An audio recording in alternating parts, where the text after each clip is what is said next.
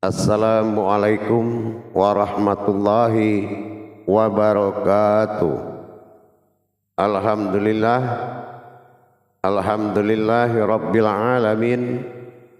Assalatu wassalamu ala asrafil anbiya'i wal mursalin sayyidina wa maulana Muhammadin.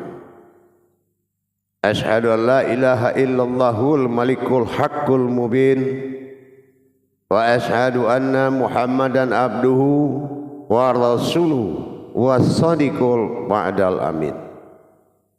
Allahumma salli wa sallim wa barik wa karim ahzanul nabil karim ihdinil ladzi min jamalika wa innal ladzi min jalalika wa innahu min kitabika wa tahirin wal mujahidina amma ba'du ibadullah.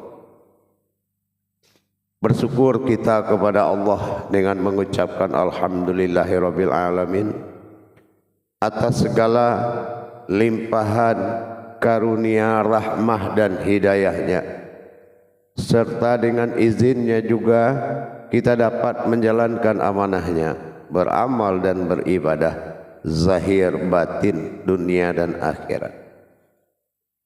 Bersalam kita tidak akan pernah kita lupakan.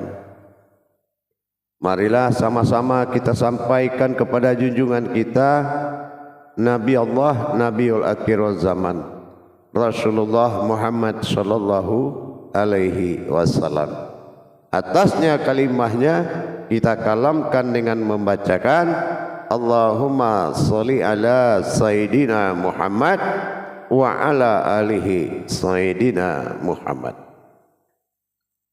Alhamdulillah para jemaah sekalian, bertemu lagi dengan saya Guru Mursyid Syekh Nur Muhammad Buya Irwan Maulana Al-Khalidi Sumatera Barat, dalam rangka meningkatkan iman dan takwa kita dengan majelis zikir Ma'rifatullah dalam naungan Yayasan Islam Hidayatul Mubarakah Pusat Jakarta, yang insya Allah akan selalu ditayangkan dalam berbagi wawasan dan ilmu pengetahuan, tentunya dalam YouTube channel kesayangan kita, YouTube Buya Pasaman Timur, yang insya Allah selalu berbagi dan mengadakan tholabul ilmi, mengadakan tuntunan dan bimbingan kepada seseorang, para jemaah dan sekelompok dan seluruh kaum muslimin dan muslimat yang ingin bermukharabun dan ingin mendekatkan diri kepada Allah.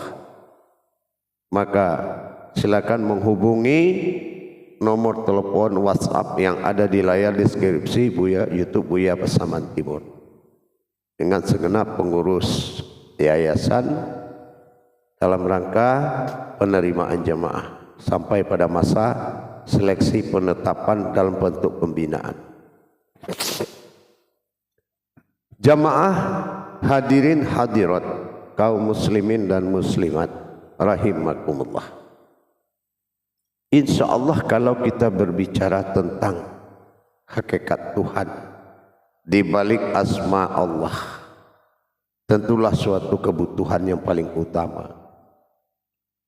Tidak mungkin kita menyembah kepada tulisan, dan tidak mungkin kita bertuhan kepada tulisan, dan juga tidak akan kembali kita kepada tulisan. Tapi sebagai wasilah dan lau mahfuz, penampakan jembatan ilmu, dasar dizahirkannya lau mahfuz Alkitab dalam bentuk hijaiyah berupa kodrat, jabariyah berupa surat, dan falakiyah berupa huruf angka. Akal, iman dan nafsu dilayani oleh Al-Quran kalau kita paham. Tapi kalau kita belum paham, yang mana rumus akal dibaca oleh iman, rumus iman dibaca oleh akal, dan akal dibaca oleh ilmu, ini justru terbalik-balik kalau kita belum paham berjabariyah kepada Al-Quran. Sebagaimana kita mengingat dan belajar mengenal hakikat wujud Tuhan dalam asmanya, yaitu husna, ada diri yang ada dalam sebuah nama. Diri yang dimaksud di sini setelah kita mempelajari dan melaksanakan perjalanan 4 makom kodrat Allah pada wujudnya sendiri menuju 7 kali perjalanan sehingga mencapai 28 tingkat huruf yang tertelan di dalam perjalanan itu, menjadikan kumpulan hijaiyah, menjadi sebuah juz keumatan, menyampaikan kesempurnaan dalam 30, bergantung asma husnanya pada kata-kata alif lam lam ha. Apa makna yang terkandung daripada pemahaman sebuah wujud dan maujud yang ada di dalam kalam alif lam lam ha? Yang dikatakan sebuah sesuatu yang berdiri dalam kodrat asma Allah, bukanlah dikatakan dia berupa sebuah maujud dan wujud, tetapi berupa sebuah wujud, yang mana perbedaan antara wujud dan maujud. Wujud itu adalah sesuatu yang tidak diberikan asma atau nama atau sebuah perumpamaan. Tapi kalau maujud adalah sifat nyata bagi Allah, yaitu dikatakan dengan sifat. Dan kalau wujud adalah kodrat disebut dengan zat. Inilah yang kita lihat dari keberadaan sifatnya. Melihat zat maujud pada sifat manawiyah, nafsiyah dan salbiyah. Tapi pada zat kita melihat sesuatu apa yang dikatakan wujud atau sebuah sesuatu yang berdiri di dalam sebuah nama. Apa hakikat dari pencarian wujud Tuhan yang ada di dalam asmanya? Apa yang dimaksud dengan sesuatu yang berdiri? Mencari diri dengan diri kalau bertemu bukanlah diri, tetapi melainkan sesuatu yang berdiri. Apa yang dikatakan sesuatu yang berdiri? Kemana hakikat dari kajian Tuhan yang berhubungan dengan diri? Diri sesuatu yang berdiri, bukan suatu makhluk yang punya diri atau sesuatu maujud yang berupa diri, tetapi sesuatu yang berdiri. Diri yang dimaksud adalah naf yang sifatnya adalah diriku, tapi wujudnya batin dari Allah. Dohirnya adalah asma, husnanya adalah batinnya. Ini yang dikatakan batin bila dalam wujud disebut nafsiyah. Dari naf ini akan timbul 2 perkara dari sesuatu yang berdiri. Apa yang timbul? 2 jiwa. Jiwa apa yang timbul dari kodrat yang ada, yang berdiri di dalam namanya sendiri? Kodrat yang muncul itu ada 2. Yang pertama disebut dengan kodrat rohani, itu jiwa. Kodrat rohani itu adalah jiwa, 2 jiwa. Yang kedua kodrat latif.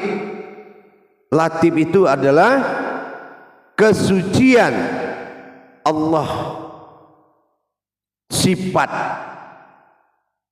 sebuah ketentuan zat tentang Allah dinamakan kesucian atau kekuatan yang suci. Itu latif. Sementara rohani adalah bersifat keumatan, jiwa keumatan, jiwa yang hadir disebut umat. Umatnya siapa? itu adalah rohani. Rohani, ruhani. Rohani ini kumpulan dari tiga. Ruha, ruhi, ruhu. Ruha kehidupan zahirnya Allah, ruhi kehidupan zatnya Allah, ruhu adalah kehidupan batinnya Allah. Ini disebut dengan ruhani, kehidupanku, ruhku. Inilah yang dikatakan ruhani. Ini yang dikodratkan sebagai jiwa umat. Yang jiwa satu lagi mutlak, jiwa ketuhanan, disebut dengan latif. Kalau kesucian ini menjadi kodrat sebuah kekuatan pada rohaninya, inilah yang dikatakan hayat. Hayat berbeda dengan ayat. Ayatullah, hayatullah itu beda. Hayatullah, ayatullah. Hayatullah adalah jiwa, ayatullah adalah raga. Zahir dikatakan dengan ayatullah. Tapi jiwa, latifnya Allah bagi diri, itu disebut dengan hayatullah. Ayatullah dan hayatullah. Inilah dua jiwa yang hidup dalam satu tubuh.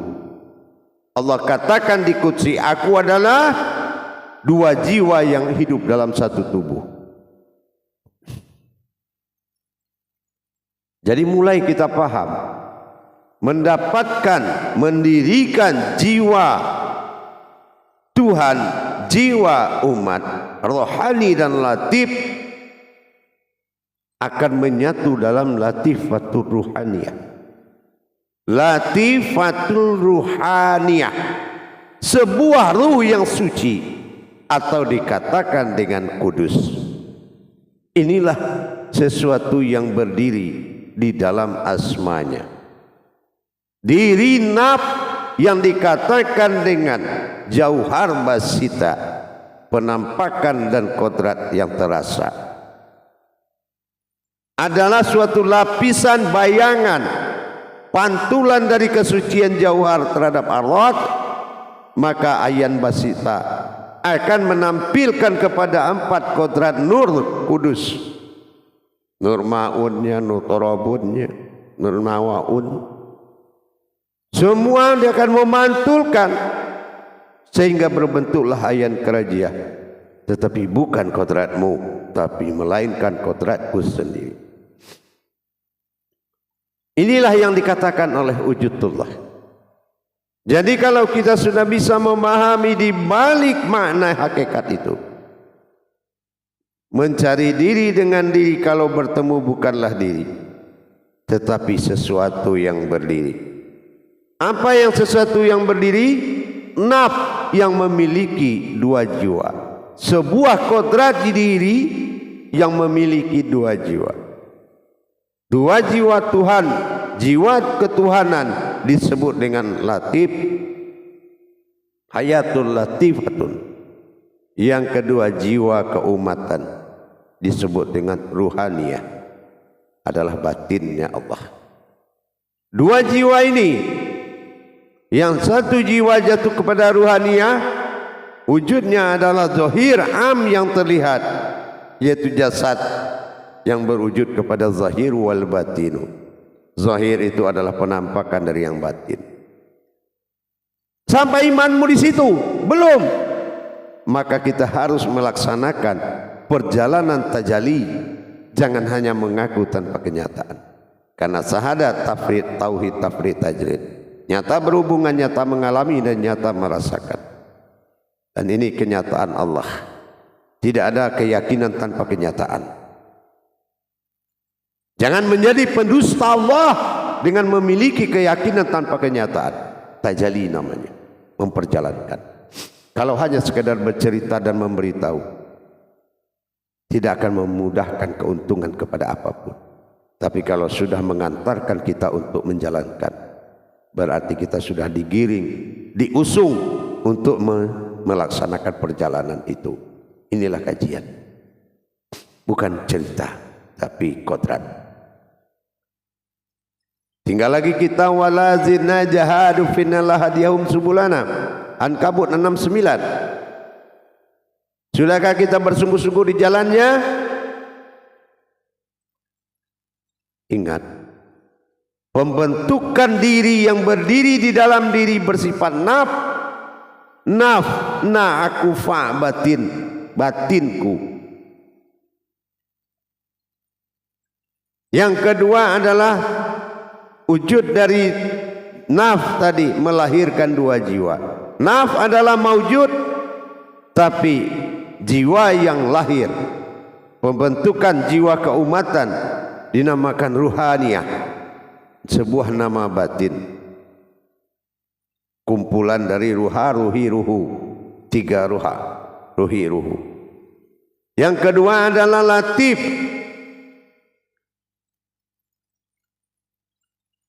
kesucian Allah, kebenaran dan kekuasaan Allah, jiwa Allah, jiwa ketuhanan pada diri, itu dinamakan sifat latif. Dan jiwa keumatan pada diri naf disebut dengan rohani. Kalau digabung, latifatun ruhaniyah, yaitu ruh yang suci, disebut dengan kudus, wahyu. Itu wujud hakikat. Dan ini memang harus kita laksanakan tajalinya sesuai dengan tangga tauhid, bukan tangga belajar menurut kemampuan guru, tetapi tangga tauhid, kepatutan dan kepantasan, adab yang harus dijalankan, bukan asal menjalankan. Sesuai langkah perhitungan hari bulan, ditinjau dari Masehi, Hijriah dan Komariah, baru bisa melaksanakan perjalanan ruhani. Ruhani, ruhani, ruh yang ha itu, ruh yang nyata, baik berupa nur, baik berupa zat maupun berupa batin, itu adalah ruhani. Dikatakan sebuah wujud yang berbentuk diri yang bernama Rabbani, diri penguasa, Rabbil Alamin. Jemaah yang dirahmati Allah, rahimakumullah. Dalam kita mempelajari perjalanan wujud sebuah husna di dalam asma, kebenaran tertinggi adalah berhasilnya pemujaan tepat pada sasaran, pemujian tepat pada sasaran, dan penyembahan tepat pada sasaran. Akhirnya kita sudah tahu, tidak satu biji zarah pun bisa menyembah Tuhan, meskipun hanya untuk menyembah, kalau biji zarah ini tidak kodrat Tuhan. Hanya ruhaniku, hanya nuraniku, hanya rabbaniku dikumpulkan menjadi suatu ruhani yang bersifat ijab penglihatan. Untuk itu ikuti terus perjalanan rohani kita sampai pada masa dua jiwa dalam satu tubuh. Dua jiwa ini kalau kita tanya dia sama. Kita tanya jiwa Tuhan yang bersifat latif, siapa engkau? Hamba Allah. Kita tanya ruhani sebagai jiwa keumatan, siapa engkau? Jawabannya hamba Allah. Aku hamba Allah. Kenapa jawabannya sama dalam kodrat yang berbeda? Yang berbeda bukan sebuah wujud, tetapi jiwa harfiah kalau dalam Al-Quran. A, I, U, alif kasroh domah di atas A, baris di atas A, A. baris di atas di alif, di atas i, domah harisan di atas bawah u. Sekarang apakah dengan a, i, u alif berubah? Tidak, alif tetap alif, tapi hijaiyah tetap hijaiyah, tapi yang berubah itu harfiah, yaitu sebuah watak, sebuah jiwa. Kalau kita kenal tulisannya tapi tidak ada jiwanya, maka tulisan itu mati. Alif lam lam ha, mati. Tapi kalau jiwanya ada, maka ada hakikat yang tersembunyi di dalam asma tersebut, sesuatu yang berdiri. Kalau kita sudah kenal itu, berarti asmanya itu bukan mati tapi hidup.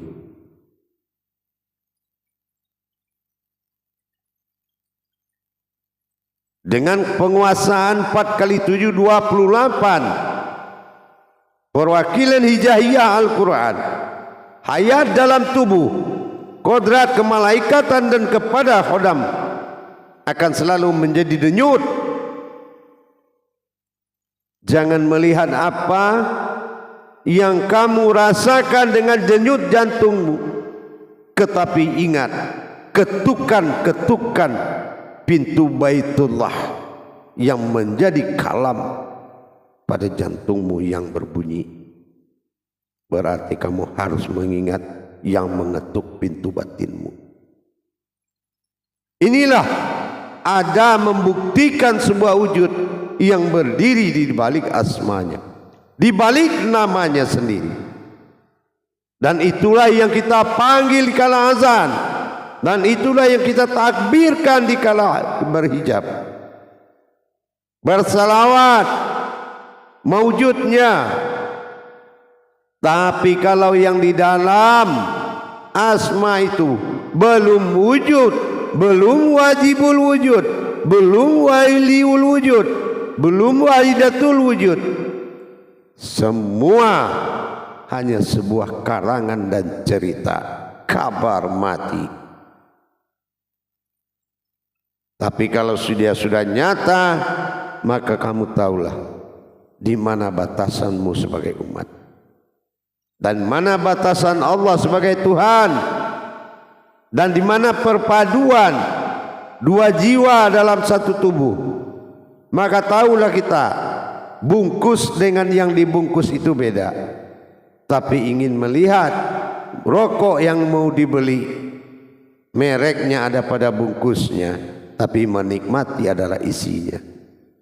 Ingat, kalau kamu belum menikmati siapa diri dalam tubuhmu, maka kamu belum akan kenal siapa Tuhanmu yang sebenarnya. Insya Allah, mari kita terus laksanakan perjalanan rohani kita. Tidak perlu kamu kaya dengan pengetahuan, tapi miskin dengan perjalanan. Ingat,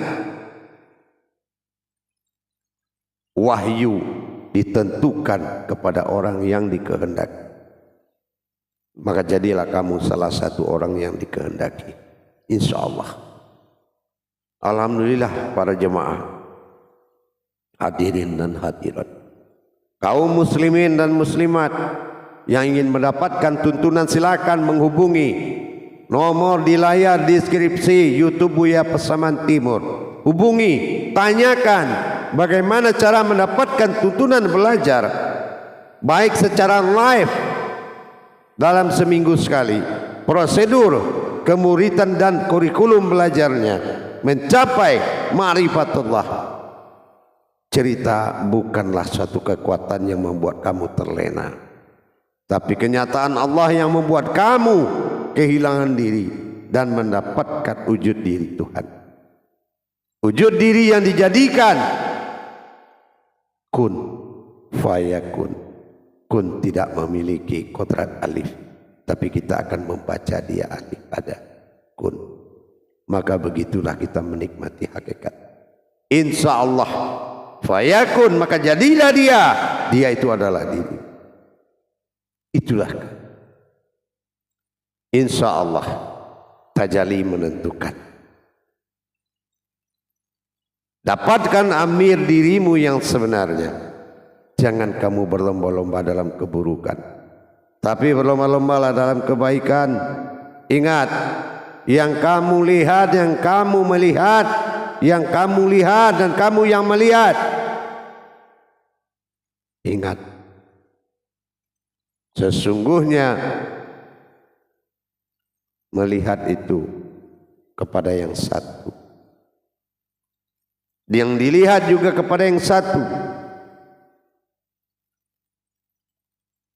Suhudul kasroh bil wa'dah, suhudul wa'dah bil kasroti. Melihat yang banyak itu satu, yang melihat satu itu banyak. Maka kamu jangan berada dalam kebatilan di antara itu, tapi muliakanlah ketuhanan dirimu. Awal wajib kamu dapati, awal diri adalah Tuhan, awal agama adalah Allah. Jangan kita samakan. Mudah-mudahan di dalam kebenaran demi kebenaran, semua kajian wahyu dikawal oleh malaikat. Tidak akan mampu kamu mencerca tauhid kepada Allah, karena kamu akan berhadapan dengan Allah dan kamu sampai pada masa ketakutanmu sendiri. Tapi kalau kamu adalah orang yang mendapatkan Tuhan melalui yang dihalalkan adalah diri, maka carilah dirinya. Insya Allah, mudah-mudahan Allah buka jalannya. Barakallahu ya Karim ya Rahman ya Rahim. Insya Allah dalam tayangan berikutnya kita akan teruskan berbagi ilmu dan wawasan. Mudah-mudahan apa yang saya sampaikan, berbagi ilmu dan wawasan ini bermanfaat buat kita bersama. Bagi yang sudah tahu, saya hanya ganti mengingatkan. Bagi yang belum tahu, berbaliklah untuk belajar dengan sungguh-sungguh. Sesungguhnya belajar itu adalah ibadah. Tolabul ilmi fardhidatun ala kulli muslim. Karena tanpa belajar kamu tidak akan bisa beribadah. Beribadah pun akan dikembalikan oleh Allah. Fakulu min bikhairi ilmin ya'malu wa amalahu mardudatul la tuqbalu. Beramal beribadah tanpa ilmu pengetahuan, maka amal ibadah itu akan kembali dikembalikan. Allah bukan Tuhan, bukan dewa yang menerima dan mengabulkan doamu, tapi Allah adalah Tuhan yang wajib disembah sebelum kamu memohon. Dia tidak akan mengabulkan dan belum mengabulkan doamu kalau dia belum Tuhanmu. Tapi kalau dia sudah menjadi Tuhan dirimu, maka apapun yang kamu minta Allah akan kasih, insya Allah. Barakallahu ya Karim ya Rahman ya Rahim. Akhirul kalam, wabillahi taufiq wal hidayah. Wassalamualaikum warahmatullahi wabarakatuh.